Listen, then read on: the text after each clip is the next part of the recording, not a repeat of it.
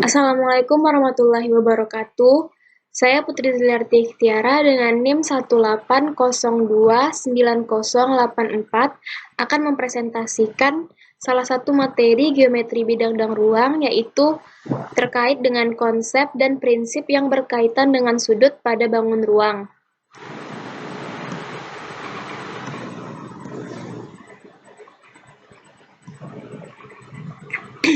Melalui dua garis yang berpotongan dapat dibuat satu bidang.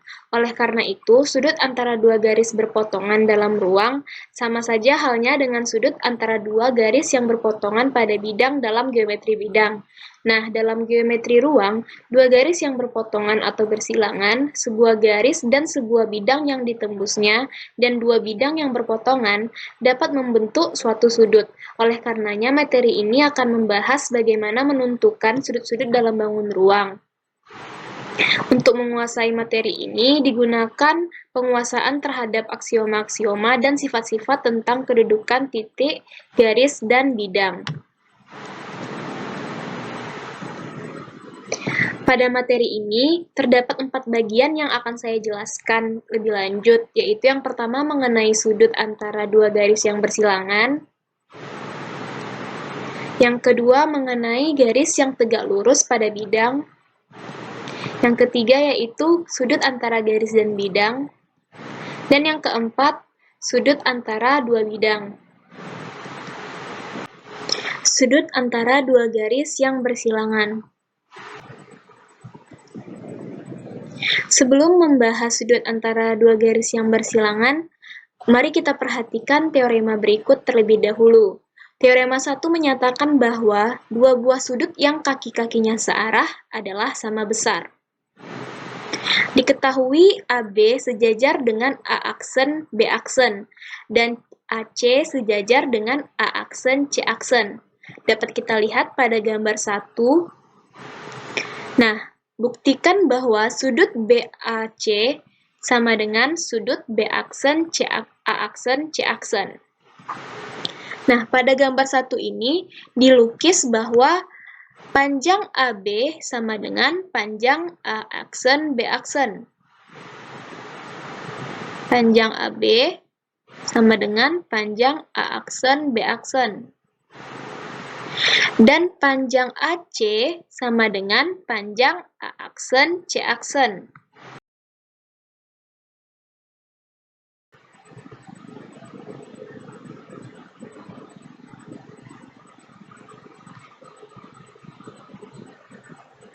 Karena AB sejajar dengan A aksen B aksen dan AC sejajar dengan A aksen C aksen, maka terdapat jajar genjang ABB aksen A aksen dan AC C aksen A aksen. Terdapat dua jajar genjang ABB aksen A aksen dan AC C aksen A aksen.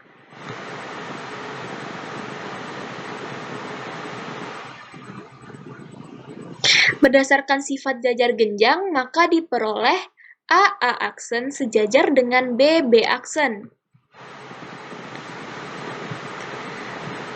A aksen sejajar dengan BB aksen. Nah, begitu pula dengan AA aksen sejajar dengan C aksen.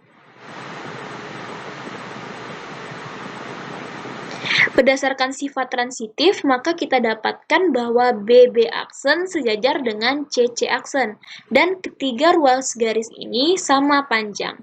Akibatnya, BB aksen C juga merupakan jajar genjang, sehingga panjang BC sama dengan panjang B aksen C aksen. Ini berarti segitiga ABC kongruen dengan segitiga A aksen, B aksen, C aksen. Berdasarkan postulat sisi, dan sisi. Karena sudut-sudut yang bersesuaian pada segitiga kongruen adalah sama, maka sudut BAC sama dengan sudut B aksen, C aksen. Sudut BAC sama dengan sudut B aksen C aksen.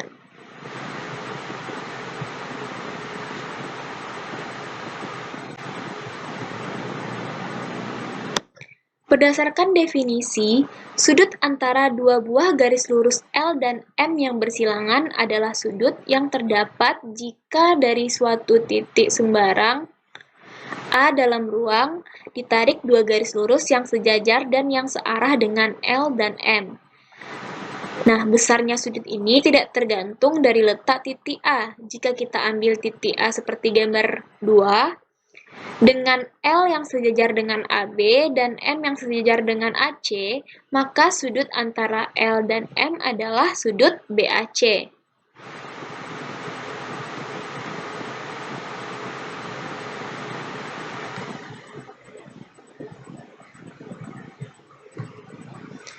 Nah, sudut antara dua garis lurus yang berpotongan atau bersilangan hanya tergantung daripada arah-arahnya garis tersebut. Nah, di sini pada gambar 3 dapat kita lihat bahwa terdapat dua garis sejajar A dan B. Maka sudut antara garis A dan garis C sama dengan sudut antara garis B dan garis C.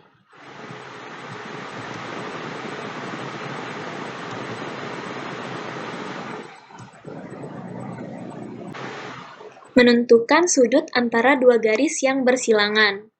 Misalkan G dan H merupakan dua buah garis yang bersilang, yaitu tidak terletak pada satu bidang. Ambillah sebuah titik sembarang, kita misalkan titik T, di mana titik T ini boleh terletak pada salah satu garis, boleh juga tidak. Nah, melalui titik T dan garis G dibuat sebuah bidang.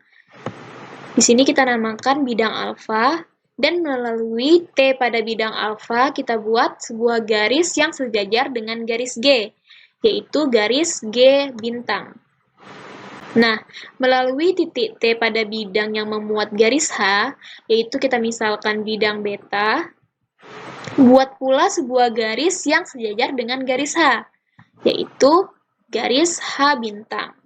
Maka, sudut antara G dan H adalah sudut antara G bintang dan H bintang. Contoh 1. Pada contoh ini, buatlah melalui sebuah titik T yang tidak terletak pada garis G, yaitu sebuah garis H yang membuat sebuah sudut alfa dengan garis G. Menurut ketentuan, garis H itu harus membuat sudut alfa dengan suatu garis G bintang yang sejajar dengan garis G. Sehingga di sini kita diminta untuk menggambar atau melukis sebuah garis yang sejajar dengan garis G. Nah, di sini telah terdapat sebuah titik T yang tidak terletak pada garis G. Nah, pertama kita buat sebuah bidang yang melalui titik T yang sejajar dengan garis G. Nah, misalkan pada bidang ini terdapat garis G bintang yang melalui titik T dan sejajar dengan garis G. Kemudian, pada bidang ini, buatlah garis melalui titik T yang membuat sudut alfa dengan G bintang. Garis inilah yang disebut dengan garis H. Dengan catatan, bila sudut alfa yang diketahui besarnya adalah 90 derajat, maka garis yang diperoleh disebut menyilang tegak lurus garis semula. Contoh kedua, pada sebuah kubus ABCDEFGH, tentukan besar sudut yang dibentuk oleh garis AE dan garis BC. Untuk menentukan besar sudut antara garis AE dan garis BC, kita tarik sebuah garis yang sejajar dengan garis BC dan memotong garis AE. Nah, garis yang diperoleh adalah garis AD. Oleh karena itu, sudut yang dibentuk oleh kedua garis tersebut adalah 90 derajat. Garis yang tegak lurus pada bidang. Suatu garis dikatakan tegak lurus atau ortogonal pada sebuah bidang bila garis itu tegak lurus pada setiap garis pada bidang tersebut. Nah, menurut definisi, Jika garis G melalui titik potong dua garis A dan B, di mana G tegak lurus pada A dan pada B, maka G tegak lurus pada setiap garis di bidang yang melalui A dan B. Jadi, G tegak lurus pada bidang yang melalui A dan B itu. Pembuktian dari pernyataan tersebut adalah sebagai berikut. Misalkan, terdapat sebuah bidang alfa di mana A dan B merupakan dua garis yang terletak di bidang alfa dan berpotongan pada titik T yang merupakan titik tembus garis G dengan bidang alfa. Nah, misalkan pula garis G tegak lurus pada A dan B. Pertama, kita ambil garis X yang merupakan garis sembarang yang terletak pada bidang alfa. Kemudian kita buat melalui titik T garis X-aksen yang sejajar dengan garis X. Selanjutnya, kita buat sebuah garis sembarangan, yaitu dinamakan dengan garis H yang memotong garis A, garis B, dan garis X-aksen.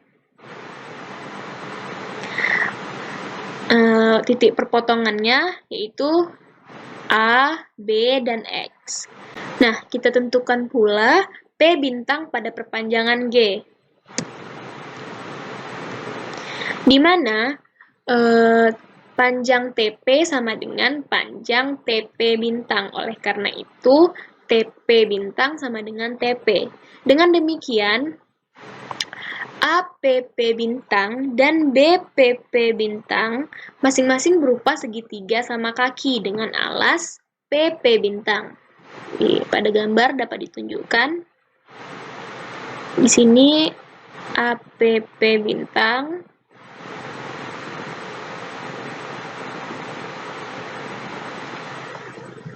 dan di sini ada BPP bintang.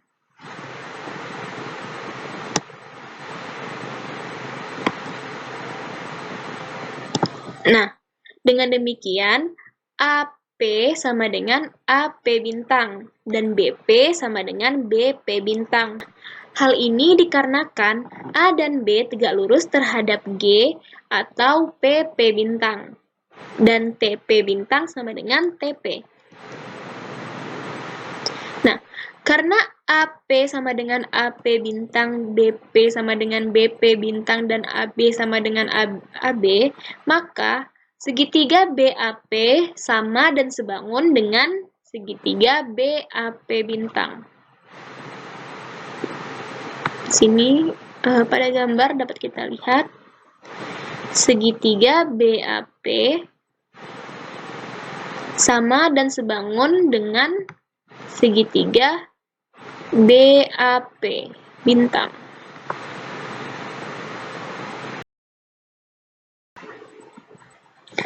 Oleh karena itu, sudut PBA sama dengan sudut TAP bintang BA. Dengan demikian, dapat kita tunjukkan bahwa segitiga PBX juga sama dan sebangun dengan segitiga P bintang BX, karena PB sama dengan P bintang B, BX sama dengan BX, dan sudut PBX sama dengan sudut P bintang BX. Oleh karena itu, kita dapatkan bahwa PX sama dengan P bintang X. Jadi, segitiga PP bintang X adalah segitiga sama kaki dengan alas PP bintang. Nah, TX merupakan garis berat ke sisi alas, karena itu TX tegak lurus pada alas PP bintang. Ini berarti G tegak lurus pada X-aksen, karena X sejajar dengan X-aksen, maka G juga tegak lurus pada X. Karena X dipilih sembarang di bidang alfa, maka G tegak lurus pada semua garis di bidang alfa.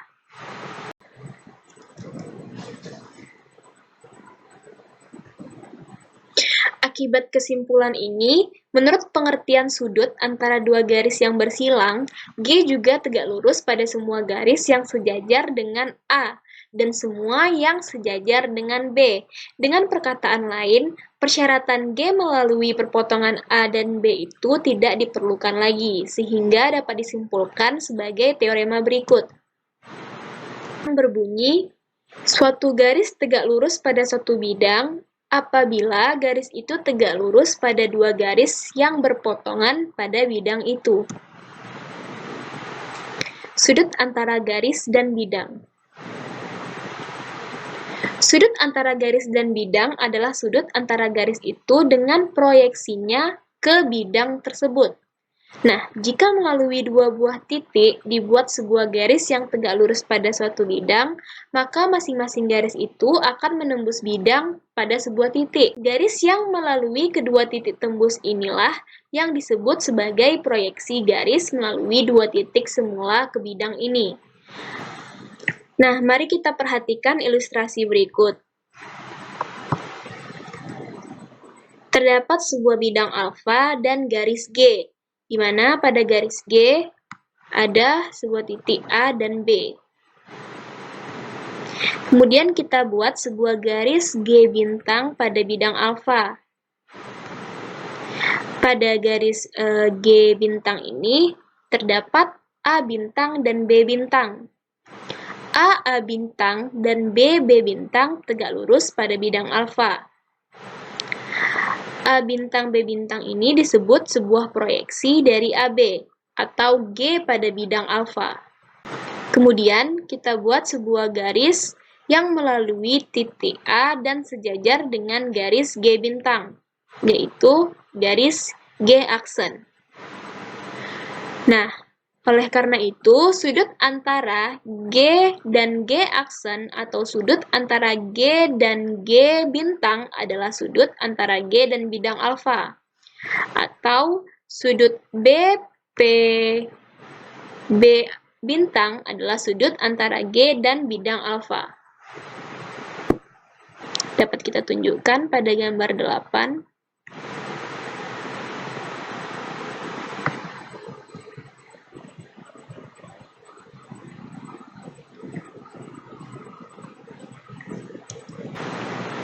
Diketahui sebuah limas beraturan TABCD dengan panjang AB 4 cm dan tinggi limas 2/3 cm.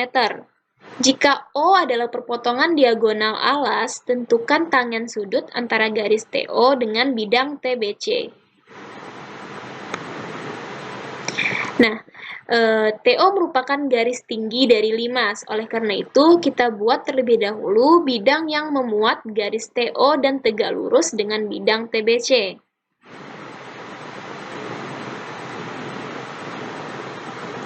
Di sini kita dapatkan bidang TMN.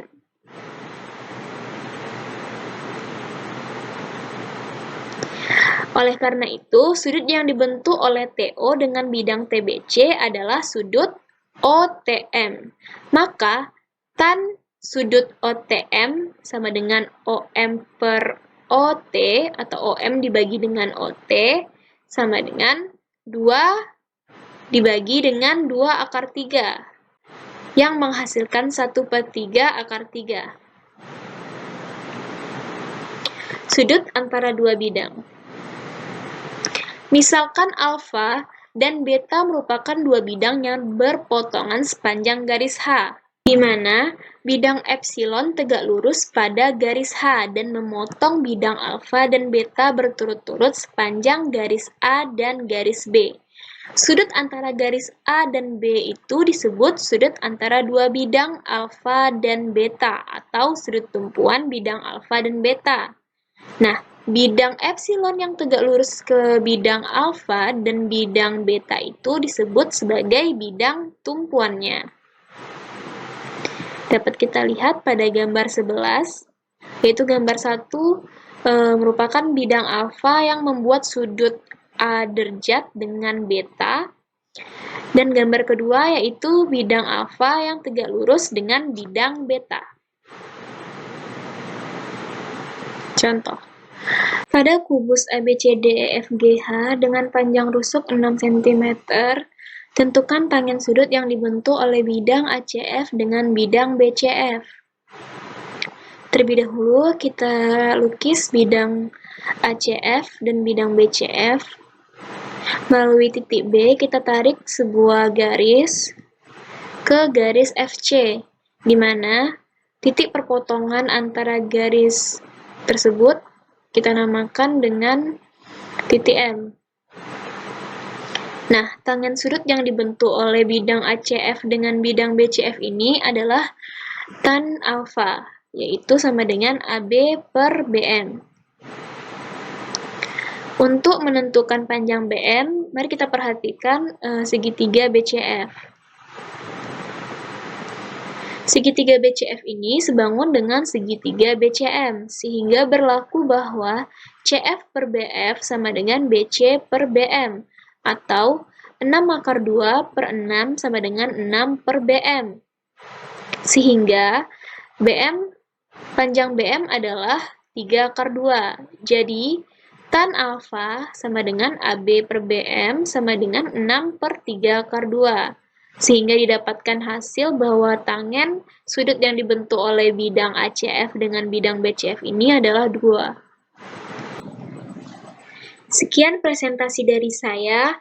Semoga video penjelasan mengenai materi sudut pada bangun ruang ini dapat bermanfaat bagi teman-teman semua. Lebih dan kurang jika terdapat kesalahan mohon dimaafkan. Assalamualaikum warahmatullahi wabarakatuh. Terima kasih sudah menyaksikan.